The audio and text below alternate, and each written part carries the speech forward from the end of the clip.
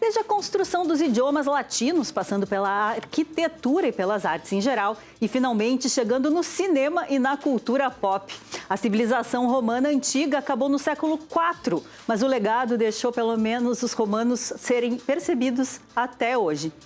Eles não deixaram só a marca pelas conquistas militares e pela vastidão do território. Eles também influenciaram de forma gigantesca a percepção de mundo do Ocidente. E daqui a pouco a gente fala mais sobre os impactos dessa civilização nas artes e na cultura. E mais, última semana para conferir uma exposição de arte de vanguarda na capital. E também o lançamento do primeiro romance da escritora Cris Cidade Dias. Fica com a gente que o Revista está começando agora.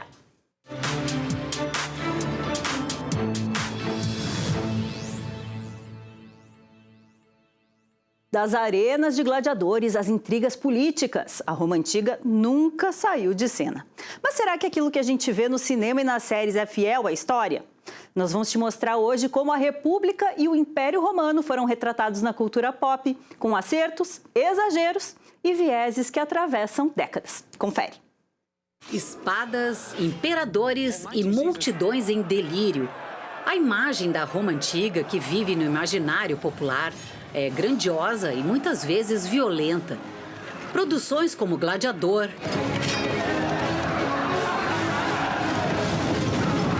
Ben-Hur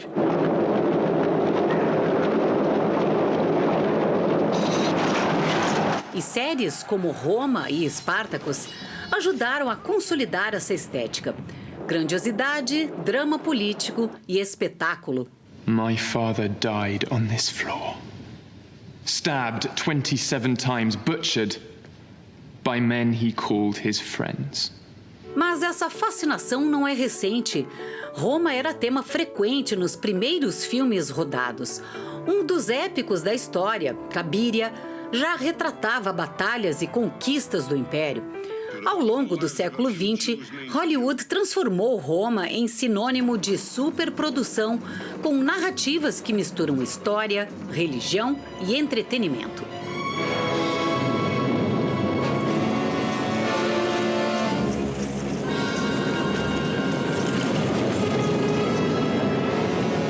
Na cultura pop, duas fases aparecem com mais força. A República Romana, marcada por disputas políticas, conspirações e figuras como Júlio César, e o Império, associado ao poder absoluto dos imperadores, decadência e espetáculos de massa. Filmes como Júlio César destacam os bastidores do poder, enquanto produções como Gladiador enfatizam o entretenimento e a violência. Mas nem tudo é fiel à história. A Roma da cultura pop costuma repetir alguns padrões, como a ideia de uma sociedade dominada apenas por excessos e decadência, ou imperadores retratados como tiranos caricatos, o protagonismo quase exclusivo de homens brancos e elites e a simplificação de conflitos políticos complexos são outros elementos recorrentes. Além disso, há um forte olhar contemporâneo, muitas vezes influenciado por valores modernos ou por agendas políticas de cada época. Brawlers and drunkards will be flogged. Thieves will be strangled. Deserters will be crucified. Ainda assim, existem acertos importantes. Muitas produções investem em cenários, figurino e reconstruções urbanas detalhadas. Algumas se destacam por mostrar o cotidiano, as tensões sociais e a complexidade política de forma mais próxima do que os historiadores descrevem. Let them produce for us, but as slaves. That is the way it has always been. Niger here used to have 20,000 slaves on his family estate. Where are they now? All sold or freed. Why? Because Niger is opposed to slavery? Huh?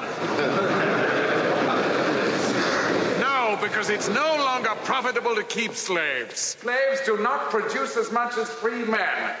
E quando a gente compara com a Grécia Antiga, as diferenças são claras.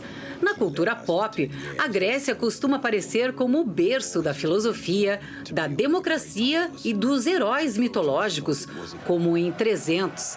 Já Roma é retratada através do poder, conquista e dominação. Essa divisão, no entanto, simplifica realidades bem mais complexas. Roma também foi profundamente influenciada pela cultura grega, na filosofia, na arte e na educação. Na prática, a cultura pop cria contrastes fortes para facilitar a compreensão, mesmo que isso signifique distorcer a história.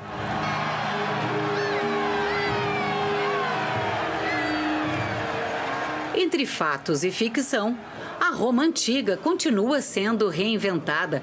Mais do que um retrato fiel, o que o cinema e a televisão constroem é um espelho do presente projetado no passado.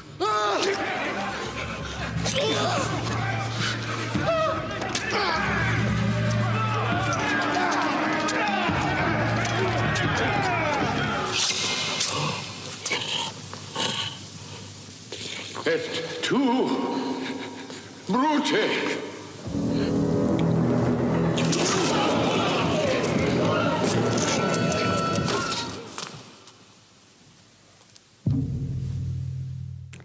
E para falar com a gente sobre os impactos sociais, históricos e culturais da Roma Antiga, a gente convidou o historiador Guilherme Zabel, que também é especializado em História Antiga. Boa tarde. Muito boa tarde, muito obrigado pelo convite, uma honra estar aqui, especialmente para falar de Roma, que é um assunto que eu sempre gostei muito desde pequenininho. Ah, que maravilha. Filmes, inclusive, que a gente vai abordar, jogos de computador, é um assunto histórico que está em todas as frentes, né, e sempre me fez me tornar cada vez mais apaixonado pela história. E que papel teve a cultura pop nessa tua paixão, Guilherme? Olha, bem grande, né? Eu sempre, como disse, gostei muito desses filmes, cresci vendo não só Roma, mas Grécia no cinema, né? Então, Troia e 300 que apareceu ali, né? A própria série Roma, que inclusive, já adiantando, antes que eu me esqueça, é um dos melhores exemplos de uma obra que vai aplicar muito bem o que os historiadores vão contar sobre aquele período. Ela tem uma preocupação, a HBO acerta muito nessas coisas, então ela tem uma preocupação bem considerável em demonstrar o mais próximo possível. A gente sabe que não tem como ser exatamente como foi, mas é uma série que tem um cuidado para mostrar direitinho a Roma Antiga. Então fica a recomendação, né, buscando essa questão mais fidedigna, a série Roma da HBO é fantástica. Pois é, eu ia até te perguntar isso. Tem uma Roma que é imaginada, assim, e que se consolidou durante o século XX? Quando isso começou a se fixar? Não diria imaginada, eu diria como apareceu ali no vídeo, aumentada, né? Exagerada, talvez. Essa ideia dessa Roma muito militarizada era, claro, dominou todo o mar Mediterrâneo e mais até, mas um pouco dos próprios governos ali ligados ao fascismo, enfim, vão usar muito desse uniforme, dessa seriedade, dessa retidão. Ao mesmo tempo, a gente vai ter uma visão muito dessa Roma de festa, de excessos, né? E no filmes como Calígula, enfim, que a gente deve comentar. E eu acho que também da manipulação do povo, né? Essa questão mais política, do pão e circo, também vai aparecer algumas obras. Né? Então, acho que é aumentada, não inventada. Pois é, agora tu falou na política do pão e circo, né? E como isso está diretamente ligado à questão dos gladiadores, né? E a gente tem muitos filmes e séries que retratam. Eles realmente eram as celebridades que eles parecem ser nos filmes? Sim, o que era um pouco menos, eu diria que é a violência, né? Roma acaba sendo esse símbolo de violência exagerada, né, nos filmes e séries. A própria série Spartacus abusa da violência, né? E o filme Gladiador também, que eu cresci assistindo. Mas, na verdade, o gladiador, ele era um escravizado, na maioria dos casos, tínhamos gladiadores livres, mas ele era uma coisa cara de ficar morrendo a toda hora. Então, para os próprios proprietários de gladiadores, eles não levariam seus gladiadores para eventos que eles soubessem que o senador ou o imperador que estava organizando aquilo tivesse o hábito de mandar matar todos, né? Então, não era vantajoso. E o mais comum era a luta acabar por cansaço, por estar entediante ou por algum ferimento grave que não necessariamente levava à morte. Não era tão comum a morte e aqueles banhos de sangue que a gente vê nos filmes de combate de gladiadores. Por que a gente tem esse olhar tão aumentado, tão exponencial sobre a questão da Roma Antiga? Hollywood tem um dedinho nisso? Tem dedinho, mas eu diria que a humanidade ocidental, em especial, sempre foi fascinada por Roma. Eu vinha pensando, né, quando a gente conversava sobre o assunto do programa ser essa apropriação da Roma Antiga, que desde muito tempo atrás a gente já vai ter no próprio Renascimento, se for parar para pensar, né, um renascer da Grécia e da Roma Antiga pela galera lá da passagem da Idade Média para a Idade Moderna, né, já dizendo que a Idade Média foi um horror, o período das trevas, esse termo que eles vão cunhar, né, e trazendo Roma e Grécia como um ideal. Então, claro que Hollywood tem um fator assim que vai aumentar isso, exagerar ainda mais, né? Porque você sabe muito bem, né? Notícia ruim e fantástica e chocante que vende, né? Então, claro que Hollywood vai chocar nos seus filmes e aumentar ainda aquelas questões de violência e manipulação e tal. Mas eu sinto que Roma esteve no fascínio do povo desde muito antes de Hollywood. Sim, bom... Até tu, Brutus, é uma frase que, se eu não me engano, foi Shakespeare, pois é, né? Exato, eu converso sobre isso com os alunos, alguns falam, quem é Shakespeare? Mas enfim, né, essa frase vem da peça do Shakespeare, né? No relato que a gente tem dos autores romanos da época, tu não tem momento algum até tu, Brutus. Se fala das facadas, tem alguns que falam que ele cai já moribundo aos pés da estátua de Pompeu, o que também seria bem épico e dramático, seu inimigo político, né? Mas acabou ficando muito conhecido o Ateto Brutus, do Shakespeare, um dramaturgo, que está anos depois de Roma, né? E depois do evento do Júlio César em 44 a.C. E Júlio César acabou até se tornando um arquétipo moderno, a gente pode dizer, né? Por que essa... Como é que ele ganhou essa aura? Essa aura, um termo que os meus alunos adorariam me ver usando agora. Mas a gente tem exemplos até históricos de usar o nome César. Os próprios romanos, né, depois do Júlio César, a gente faz essa confusão, ele não foi exatamente imperador, ele vai ser um ditador.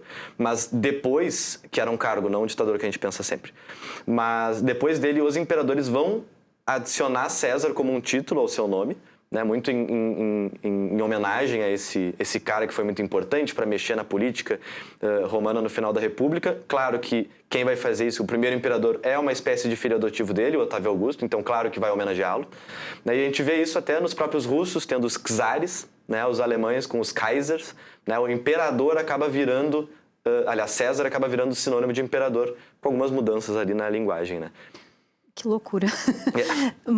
A gente fala muito sobre a questão da República, né? Que já está ali se encaminhando para o final nessa época de César, Sim, já está acabando. É a crise da República. Exato. E aí do Império. E ambas são fases muito retratadas. Tem alguma fase da Roma Antiga que é negligenciada pela cultura pop? Tem uma que eu gostaria de ver muito mais, que é a fase das Guerras Púnicas. Um conflito ali entre Roma e Cartago, que foi o grande primeiro obstáculo assim, para Roma começar a formar, ainda como república, o seu império, né? E tem Aníbal Barca cruzando os Alpes, né? Que é um evento fantástico e inesperado e inexplicável até, de certa forma, que eu vejo...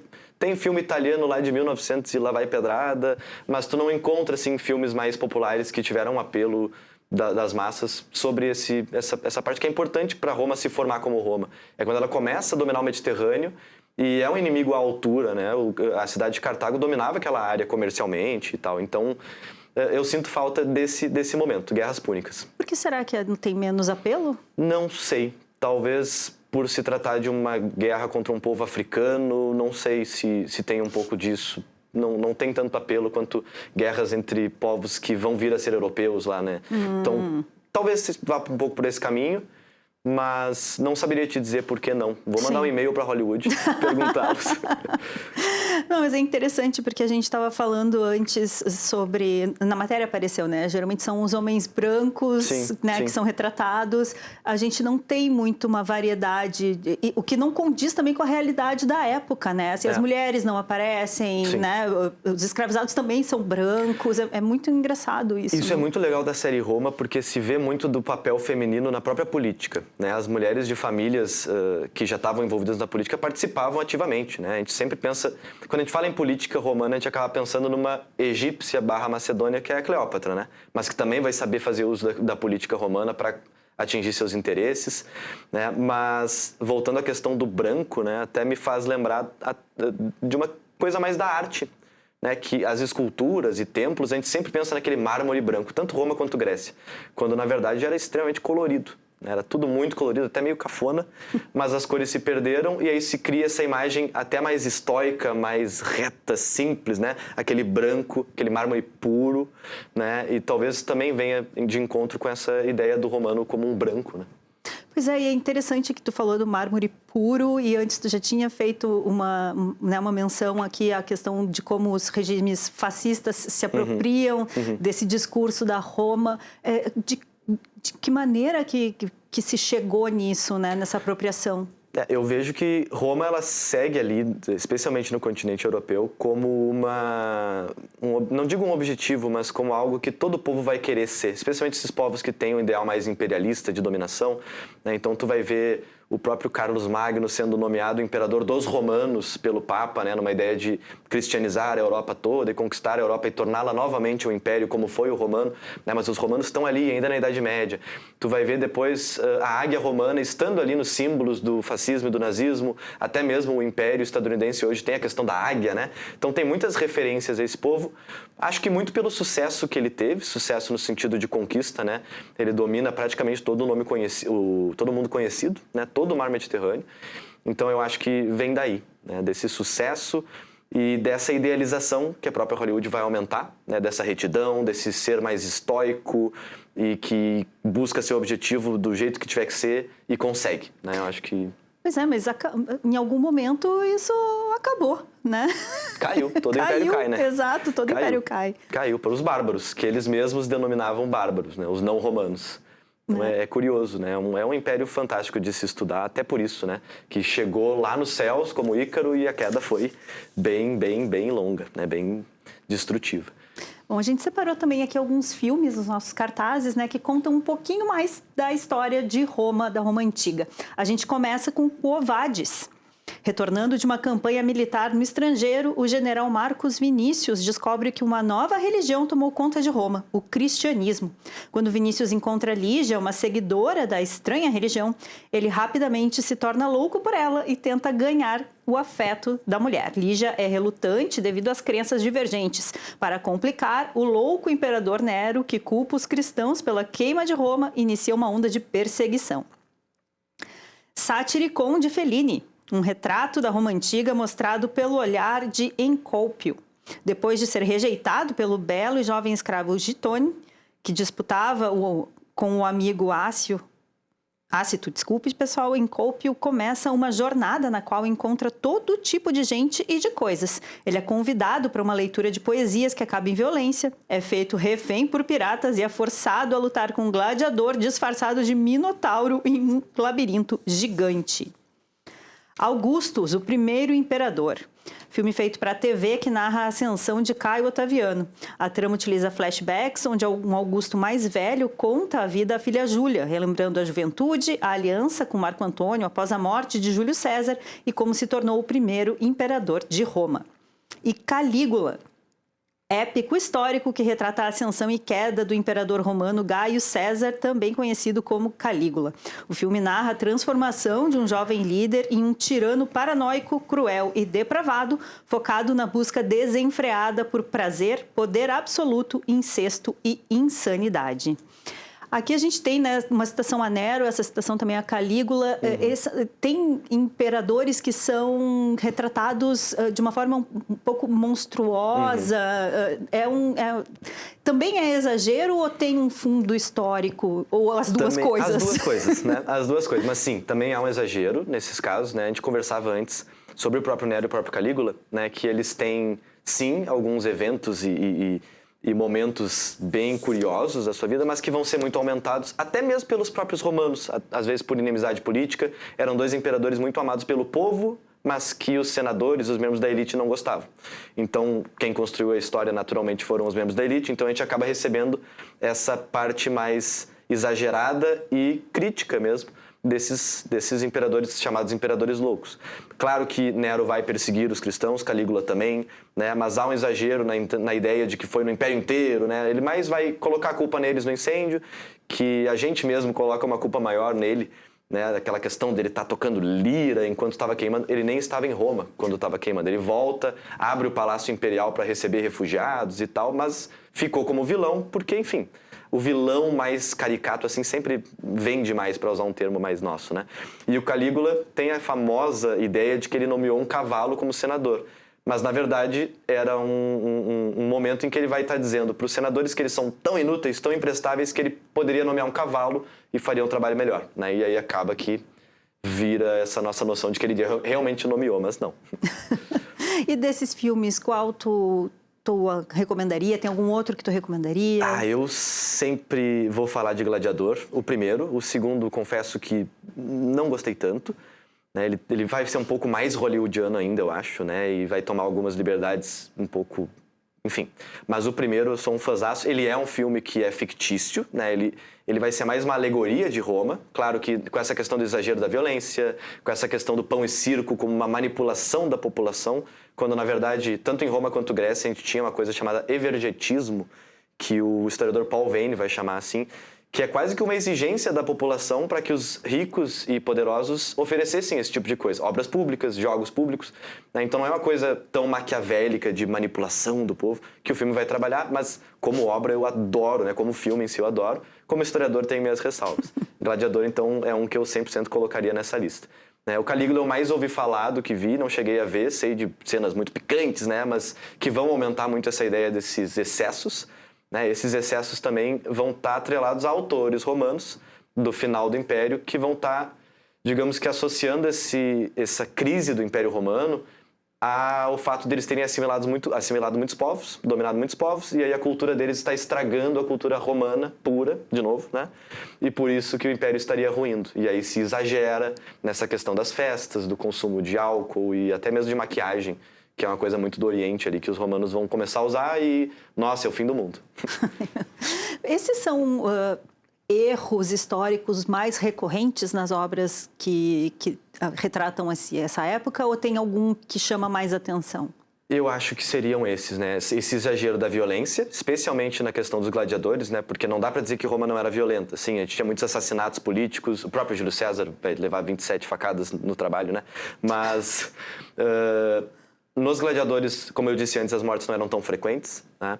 E eu acho que essa questão dos imperadores como maquiavélicos, manipulando, é um pouco exagerada. Claro que sempre houve, né? Mas é muito de inimigos políticos criando essa ideia. Né? E eu acho que, de novo, né, essa questão do militarismo organizado, essa retidão estoica, era algo romano. Eles pegam o estoicismo da Grécia e vão realmente, né, adotar com força. Mas eu vejo que até isso eu vejo mais em obras que fazem alegorias de Roma, não obras sobre Roma. Star Wars, por exemplo, tu vai ter um império muito inspirado em Roma. Né? Até eu nunca assisti, mas já ouvi falar muito nos Jogos Vorazes também. Se eu não me engano, tem um planeta fictício que chama Panem, né? E deve vir de Panem et Circenses, que é pão e circo em latim. Então tu tem essas referências muito claras ali em um mundo que usa muito de Roma para criar esses roteiros, porque Roma vai ser um prato cheio, ainda mais com esses exageros, né? Vai ser um prato cheio para gerar dramas e histórias épicas e personagens vilanescos como Nero e Calígula. Qual é o maior acerto de Hollywood quando se fala em Roma?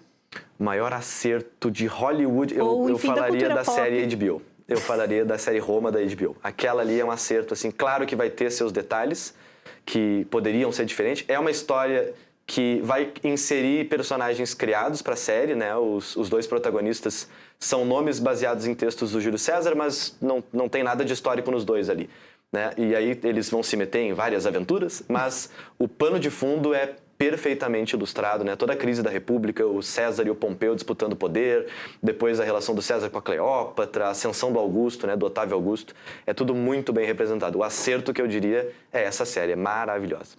Como é que é para indicar esse tipo de conteúdo, de cultura popular, para ensinar essa época? Eu gosto muito de usar cenas em aula, né? Até porque a gente não tem muito tempo para passar todo o currículo, então passar o filme inteiro, muito menos uma série, não teria como. Tem geralmente cenas muito violentas e cenas muito picantes, né? Então eu evito passar isso em sala de aula, meus alunos são relativamente jovens, né? Mas eu acho que é importante falar das obras, né? Por quê? Porque o aluno muitas vezes vai entender aquilo como verdade absoluta. Eu vi no filme tal que era assim, prof. Tá, mas vamos lá, o filme ele não é um documentário. Ele vai trazer elementos daquela cultura, daquela civilização, mas ele vai maquiar com coisas que para nós fazem sentido, né? Às vezes, como disse ali no vídeo, para passar alguma mensagem atual, né? Não de Roma, mas falando de Grécia, o 300, ele tem muito uma coisa do ocidental como perfeito e o oriental Pode ver até nas vestimentas dos persas, né? Os persas eram um império extremamente poderoso, com exércitos muito bem organizados, armaduras sofisticadas, e no filme eles parecem terroristas com turbantes, né? Então tem toda uma construção do oriental como um terrorista, como um bárbaro, enfim. Naquele filme eles falam muito, né? Os persas estão vindo com seus escravos e nós aqui, o berço da humanidade, né? Da filosofia, da liberdade. Então tem uma construção muito disso, e é um filme feito ali em 2005, em meio à Guerra do Golfo, então tem conflito dos Estados Unidos e aquela região de Irã, Iraque, enfim. Sim. Então tu vai ter referências aos tempos antigos para passar mensagens dos tempos modernos. Muito, muito. Para a gente encerrar, como é que tu descreve esse fascínio? Por que ele segue existindo tanto tempo depois da queda de Roma, né? Por que a gente segue fascinado? Eu acho que a gente ainda, eu li um autor esses tempos, não vou lembrar quem, mas a gente ainda vive um mundo romano, greco-romano, eu diria, né? Especialmente no Ocidente. A gente ainda tem uma política muito romana e grega, a gente ainda tem por mais que seja Hollywood, é muito baseado no teatro greco-romano, ainda tem, acho que, manifestações artísticas e culturais muito romanas ainda.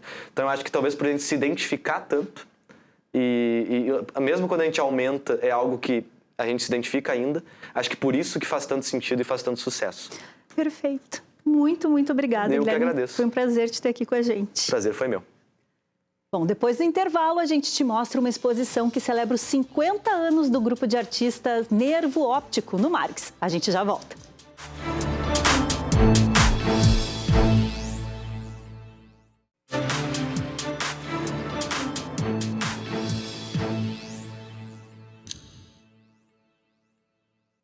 Nessa terça tem programação do Fantaspoa. O filme Buffet Livre tem sessão nessa terça. O longa conta a história de um casal de imigrantes, dono de um restaurante à beira da falência, que após um acidente fatal decide eliminar os inimigos. Sessão às 5 da tarde no Cine Bancários. Ingressos na bilheteria do local.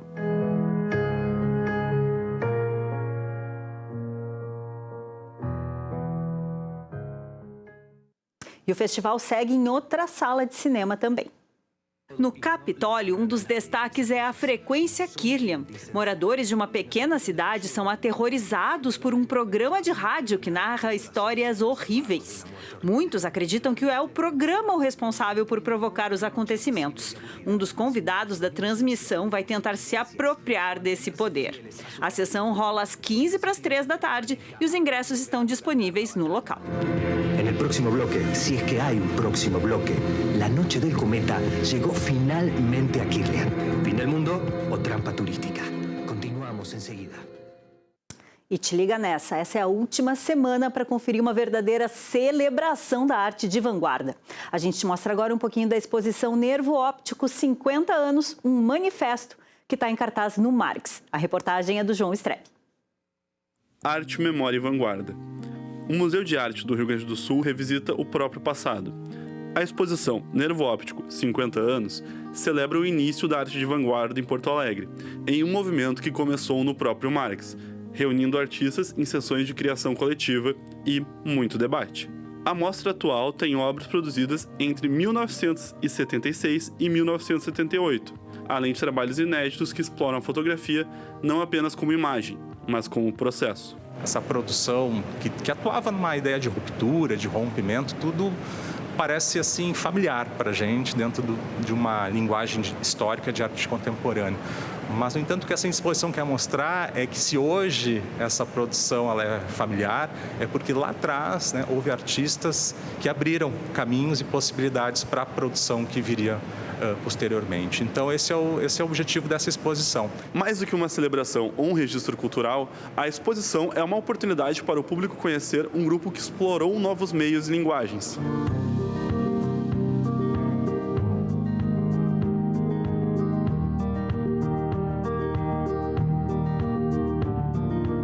O acervo conta com séries fotográficas, fotoperformances, livros dos artistas e textos impressos. Entre as obras que mais chamam a atenção está o manifesto assinado pelos 8 artistas do grupo: Carlos Aspe, Carlos Paschetti, Clóvis Dariano, Romeu Gadamés, Mara Álvares, Romanita Martins, Telmo Lanes e Vera Chaves Barcelos. Isso vai gerar uma série de trabalhos que são sequenciais, que são compostos por várias imagens, né? Introduz a questão do tempo também nas artes visuais, então são questões bastante importantes. A exposição acontece em 3 salas no segundo andar do Margs.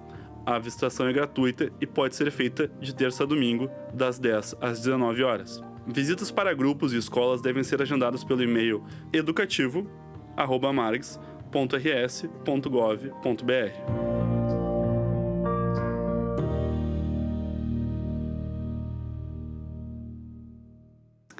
Te agenda aí para não perder. E olha só, tem 2 peças de teatro icônicas retornando nos próximos meses. Se Meu Ponto G Falasse, um clássico que completa 29 anos agora em 2026, e Bailei na Curva, que talvez seja o mais famoso espetáculo gaúcho de todos os tempos, terão sessões em junho e julho, respectivamente. Os 2 são projetos capitaneados pela Cômica Cultural, produtora e escola de teatro. A Ionara Caran foi conhecer um pouquinho mais desse espaço. Confere. Um palco para quem não tem. Foi com essa proposta que em 2018 surgiu a Casa de Espetáculos de Porto Alegre, com o objetivo de oferecer espaços para atividades culturais e corporativas no formato coworking, neste lindo sobrado em estilo inglês que a gente vai conhecer agora aqui no bairro Floresta. Vamos lá? O prédio de 3 andares, listado como patrimônio histórico, tem mais de 100 anos e pertenceu a um cidadão inglês que replicou a sua casa lá de Londres aqui, na Rua Visconde do Rio Branco, no 4º Distrito. A linda fachada, com uma escadaria que nos leva ao andar térreo, abriga espaços que remetem a uma vivência genuinamente londrina. Um pub medieval inspirado nos verdadeiros pubs irlandeses e aberto ao público. O aconchegante Teatro William Shakespeare, que tem capacidade para 88 charmosas poltronas em veludo vermelho e, claro, o pequeno e intimista Palco Negro. No 2º andar, salas multiculturais e, por último, a cereja do bolo inglês. O sótão, de 100 metros quadrados, onde são desenvolvidas as mais diversas atividades culturais. Mas, afinal, por que a Casa de Espetáculos é um palco para quem não tem? Porto Alegre é uma cidade maravilhosa, tanto na parte cultural quanto na parte artística, mas estava necessitando de um espaço que tivesse uma proposta mais moderna, mais introspectiva, mais aconchegante, onde o público pudesse chegar mais perto dos atores, dos professores e das pessoas que transmitem conhecimento na parte artística, cultural e corporativa. Um espaço multicultural que, acertadamente, em 2019, firma sólida parceria com uma das maiores e mais tradicionais produtoras culturais de técnicas teatrais de Porto Alegre, a Cômica Cultural, que tem em seu catálogo diversos espetáculos consagrados, como Bailei na Curva. Eu vou contigo no banco da frente. O maior clássico do teatro gaúcho em cartaz há 38 anos. E Se Meu Ponto G Falasse, escrito e protagonizado por Patsy Secato e Heloísa Milhavaca. O ponto G está localizado na altura do clitóris. Clitóris, tu sabe o que é, né? Na coordenação dos cursos, o diretor Gustavo Saul destaca as atividades desenvolvidas pela escola e a importância do espaço multicultural. A gente tem cursos desde iniciação até níveis avançados. Então, a gente tem também, voltamos a trabalhar desde o ano passado com o nosso núcleo de cinema. Então, nós estamos também com cursos de teatro, nível iniciante e avançado, adultos, infantis, pré-adolescentes e adolescentes. E estamos também agora com o núcleo de audiovisual, né, com vários projetos muito legais, que é coordenado pela Catarina Conte e pela Renata de Leles, que são atrizes conhecidíssimas, né? Na equipe de formação de atores da Casa de Espetáculos e da Cômica, o experiente e talentoso ator gaúcho Fernando Kiki Barbosa ministra oficinas e forma profissionais do teatro e do cinema há décadas. Hoje, viemos acompanhar a oficina 50+, onde nem sempre há o desejo de profissionalização, mas sim a busca por momentos de lazer, socialização, aperfeiçoamento pessoal ou simplesmente viver emoções intensas, tendo a arte como ferramenta de transformação. Estou aqui com as alunas, nós vamos conversar um pouquinho com elas e saber por que vocês decidiram fazer uma oficina como essas, começando aqui com a Mônica. Bom, primeiro que essa não é a primeira oficina, eu sou apaixonada pelo teatro e pelo trabalho da cômica, então eles sempre quando podem convidam, né, para fazer uma oficina de teatro, então também de escrita, de dramaturgia, e quando eu posso eu estou junto, porque eu sou fã do teatro e porque eu acho que o teatro hoje em dia ele traz a gente mais para o real e não tão para o virtual, né? O teatro não é terapia, mas é terapêutico. Indico para todas as pessoas fazerem. Eu gosto muito de contar histórias, de brincar, de contar piadas. Tem meus bordões, 5 minutos de conversa, a gente é amiga de infância. Mais do que 5, a gente é amiga de outras vidas. Tem muita gente que se aposenta também e aí vai procurar alguma atividade lúdica para botar no seu dia a dia, né?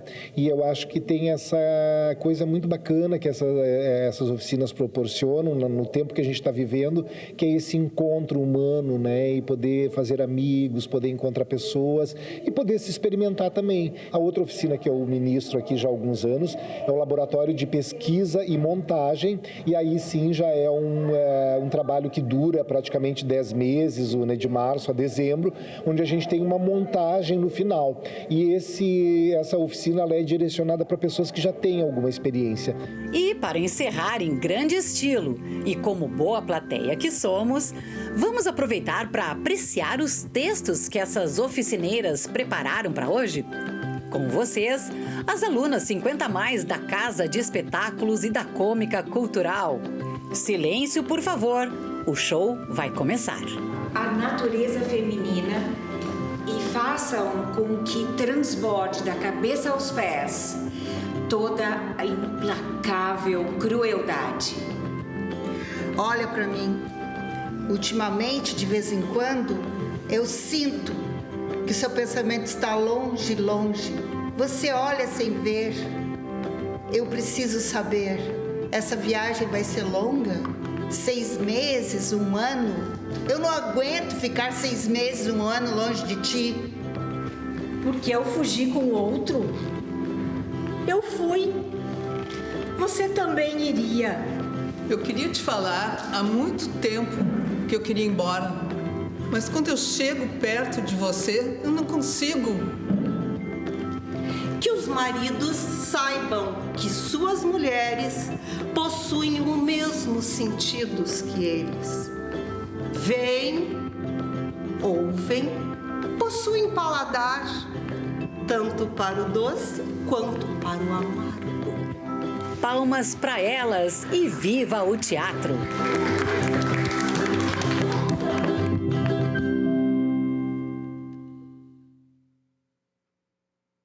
Se Meu Ponto G falasse, tem sessão no dia 27 de junho e Já Bailei na Curva volta aos palcos nos dias 2 e 3 de julho.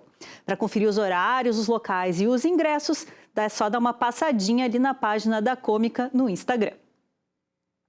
No próximo bloco, a gente vai conversar com a escritora Cris Cidade Dias sobre a primeira aventura da autora em livros de romance. Fica com a gente que nós já voltamos.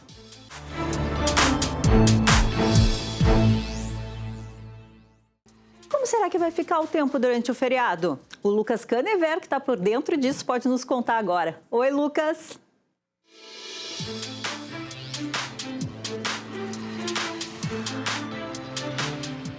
Oi, Renata. Olá para você também que nos acompanha nesse começo de semana, diretamente do estúdio do Tempo da Rede RS.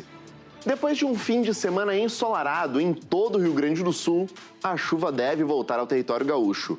A gente vai ter uma sequência de dias de chuva que devem trazer acumulados altos para parte do Rio Grande do Sul nessa semana, com volumes que devem passar de 100 milímetros. Nessa terça-feira, feriado de Tiradentes, a instabilidade já deve avançar. O sol até aparece entre nuvens, mas ao longo do dia a chuva chega de forma irregular em várias cidades, principalmente lá no noroeste, no centro e no sul do estado, onde pode chover mais forte, de 30 a 40 milímetros. O problema é que essa instabilidade aqui ela vai ficar estacionada sobre o Rio Grande do Sul. Então o tempo não deve firmar na quarta-feira, que vai apresentar esse mesmo diagnóstico de momentos em que o sol aparece e outros momentos de chuvas irregulares. Na quinta-feira, a aproximação de uma massa de ar frio pelo sul vai garantir chuva forte ao longo da madrugada e da manhã em vários pontos do oeste, do centro e do sul do estado. Já na sexta-feira, o tempo segue instável e ainda chove em diversas áreas, principalmente na metade norte. Porém, se a gente olhar mais a oeste e a sul do estado, uma massa de ar seco e frio deve fazer com que o tempo comece a melhorar. Em Porto Alegre e na região metropolitana, a tendência é que a primeira metade da semana ainda seja marcada por sol e nuvens, apesar de não se descartar a possibilidade da chuva começar a partir da noite dessa terça-feira.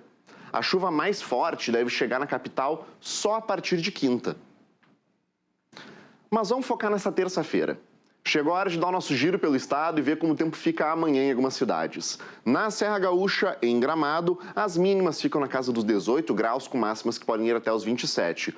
O sol aparece entre nuvens, mas no fim da tarde a instabilidade deve chegar na região.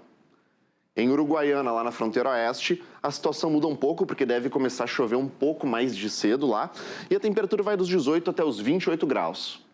No centro do estado, em Santa Maria, a temperatura vai dos 19 até os 25 graus nesta terça-feira. Ao sul do estado, vamos para Pelotas, onde as máximas podem chegar até os 27 graus, com mínimas de 18. E aqui em Porto Alegre, a capital dos gaúchos, a gente vai ver que a temperatura não vai variar tanto assim ao longo do dia, ela vai dos 20 aos 25 graus. No geral, o sol aparece entre nuvens, mas existe a possibilidade da chuva chegar no começo da noite. Por hoje é isso, Renata. Eu vou ficando por aqui, mas amanhã eu volto com mais previsão do tempo. Até mais! Obrigada, Lucas. E agora é hora da gente falar de literatura.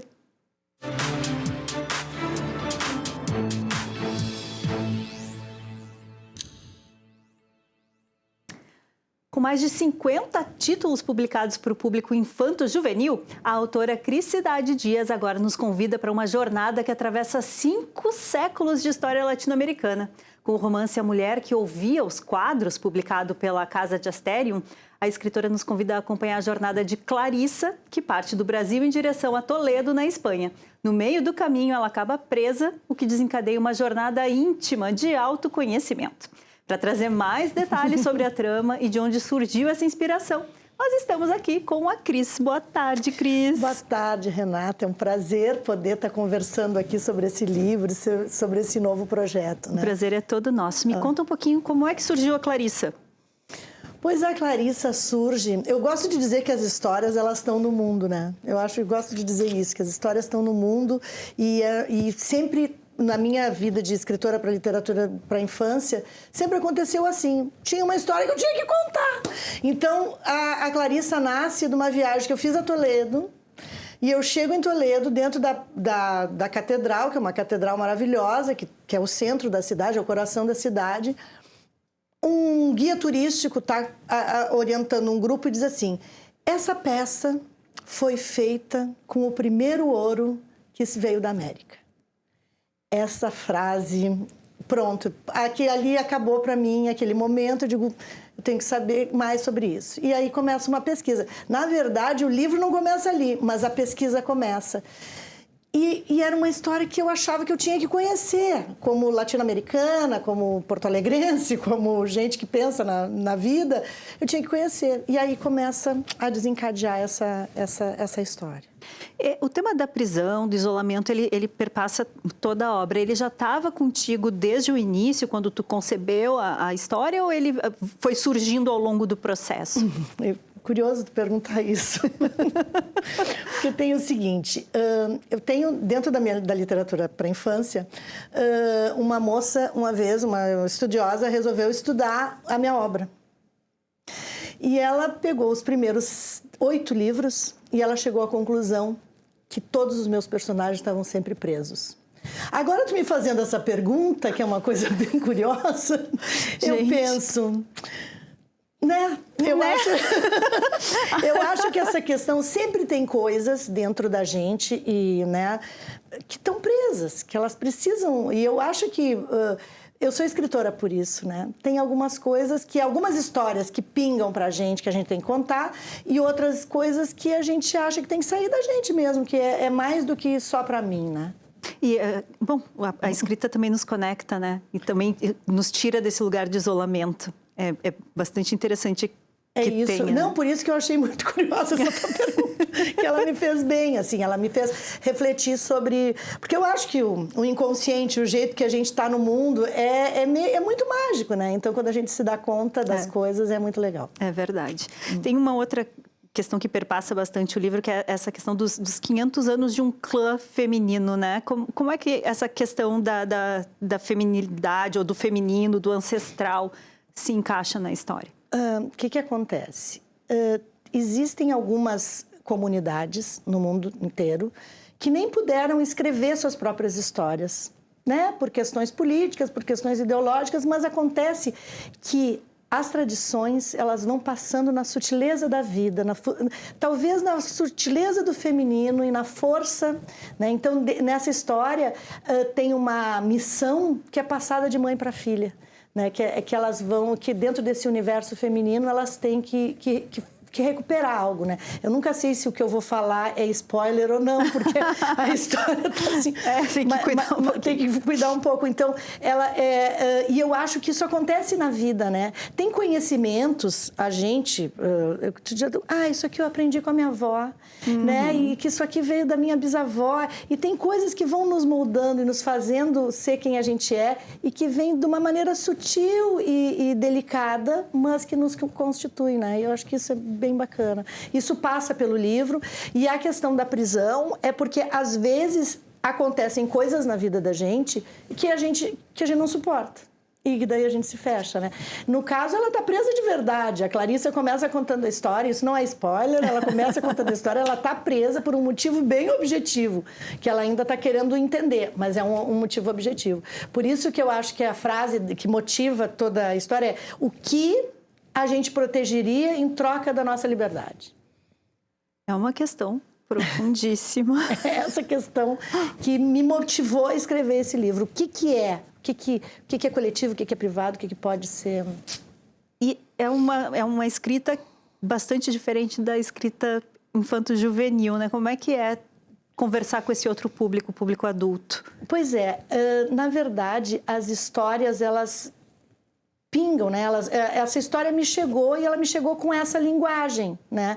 Com essa linguagem. Eu acho que a literatura infantil, ela te leva, é muita ação e é uma ação que tem troca, né? Que tem troca o tempo inteiro. Esse livro, ele me convidou um pouquinho a ser um pouco mais reflexiva, né? Tem uma trajetória da Clarissa para ela entender a vida, entender quem ela é, né? Tem um encontro dela com ela mesma e diante de um universo que não tem nada a ver com ela a princípio e que ajuda ela a se conectar. Esse livro também marca uma mudança de assinatura, né, Cris? Marca. Como é que foi esse processo? Na verdade, é o meu primeiro livro para a infância, eu assino Cristina Dias. Né? Daí o que aconteceu?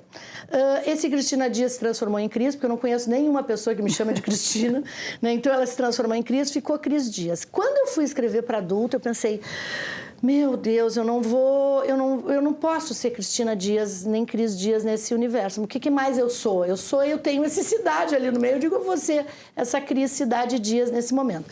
Então eu assinei Cris Cidade Dias, estava confortável com esse tema. Então eu encontrei uma pasta minha de infância, onde estão meus papéis de carta. E nesses meus papéis de carta, que tem a ver com a minha infância, eu assino Cris Cidade Dias. Então a vida dá voltas divertidas que eu acho que são conexões boas, assim, para talvez agora eu esteja encontrando essa Cristina infância que cresceu. Tá aí, né? Fazendo full circle, como a gente diz. Que loucura. E é bacana nessa fase da vida também, né? Esse é o ano que eu faço 60 anos, né? Eu faço 60 anos e com essa trajetória que que é nova, né? Eu chamo de transição de carreira esse momento, né? Que é, mesmo que seja, a literatura infantil tem tanta peculiaridade, é tão específico, mesmo que eu tenha escrito muitos livros e tenha convivido muito, e não vou deixar de escrever para a infância, né? A infância vai seguir. É um novo olhar sobre mim mesma, é um novo momento, e eu acho que está sendo muito bacana. Eu achei o título fantástico, ele é de uma delicadeza, né? A mulher que ouvia os quadros. O que significa para ti ouvir os quadros? Eu sempre gosto de ver a história que não está na imagem. Né? Eu acho que eu sempre tive muito contato com as artes visuais e tem uma história que está ali, mas que não está. Tem uma narrativa dentro do universo visual, assim. E eu acho que a gente está num momento de muitas imagens e que não sei se a gente lê todo o tempo. Então, é em busca dessa subjetividade, desse que não está tão na margem, né? Que é para a gente conseguir... É um convite, na verdade, para o que a gente tem a mais para enxergar, né? Falando em convite, Cris, para a gente encerrar essa semana, então tem o lançamento com 2 atividades, né? Uma na quinta e uma no sábado. Isso. Conta pra gente um pouquinho e já convida a nossa audiência ali na câmera 2, por favor. Então, quinta-feira, na Livraria Clareira, que é uma livraria amorosa que tem no Bonfim. Essa livraria vai nos receber para fazer a sessão de autógrafos e receber um pocket show, que é a Noite das Livrarias. Que legal. É a Noite das Livrarias, e vai fazer a Tatiele Bueno vai fazer um pocket show com canções que tem a ver com o livro que ela vai apresentar para nós. E no sábado, a Cláudia Tages e a Cíntia Moscovici vão estar conversando sobre o livro, que elas também leram, e eu quero até saber tudo o que pensaram sobre isso. Vai também na Clareira, às 5 da tarde. Então, todo mundo tem que se programar. São Pedro vai nos ajudar? Vai nos ajudar, mas tem um teto lá, tem uma parede que pode nos abrigar também. Eu acho que é um momento muito bacana assim, para a gente poder brindar. Eu digo que a chegada de um livro é momento de comemorar, de celebrar esse encontro. Né? É verdade. Queria te agradecer muito, desejar muito sucesso para a mulher que ouviu os quadros. Esse espaço. Volte sempre. Infanto Juvenil Adulta, te esperamos aqui. Obrigada, querida, obrigada. Então, pessoal, o Revista vai ficando por aqui. A gente se encontra na próxima edição. Até lá. Tchau, tchau.